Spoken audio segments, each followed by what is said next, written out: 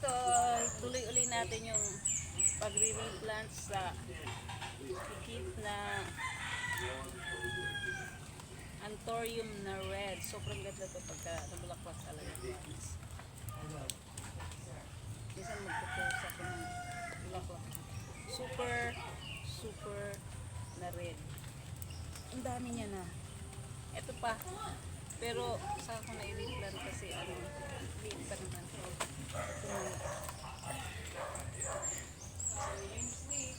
Yung lupa niya,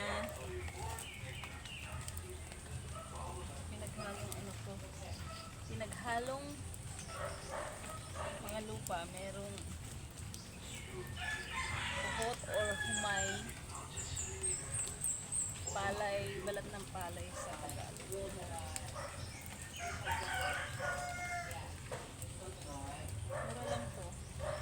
Mura lang to, binibenta ko rin.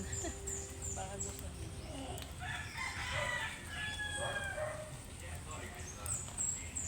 Pero pwede to sa sa mga table.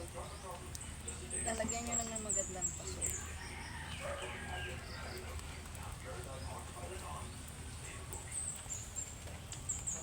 Ang dami niya na. Nakakatuwa. Nanganak na siya ng marami.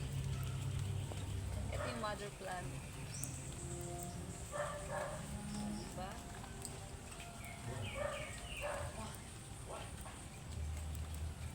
Dapat tatanggalin natin yung dahon na napatay.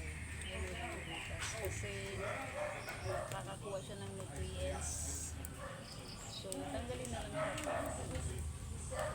Masarap yung tanggalin siya para mabawasan. Tapos yung iba, yung nutrients, pupunta sa ibang mga.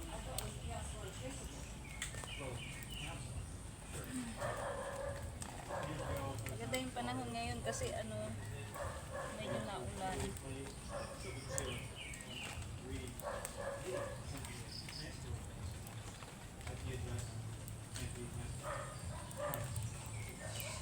Yung lupa niya may itlog pa.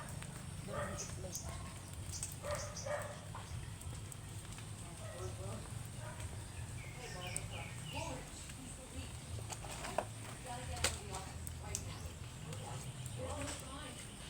Akin na lang yung isa.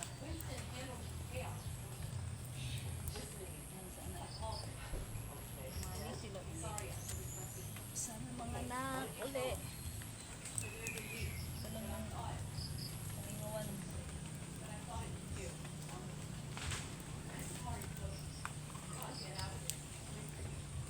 Bukas, ibang halaman naman. Ang dami ko napabayaan ng mga halaman.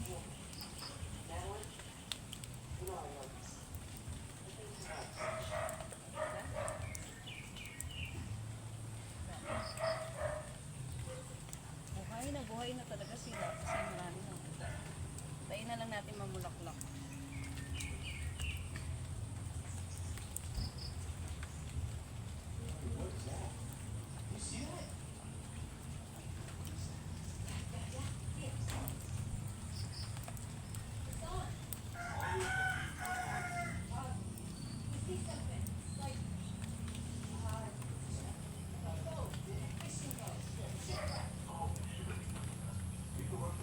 Ito ang ganda rin, no?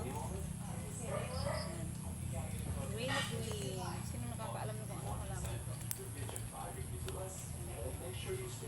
Para siyang plastic. Ganda. Bukas,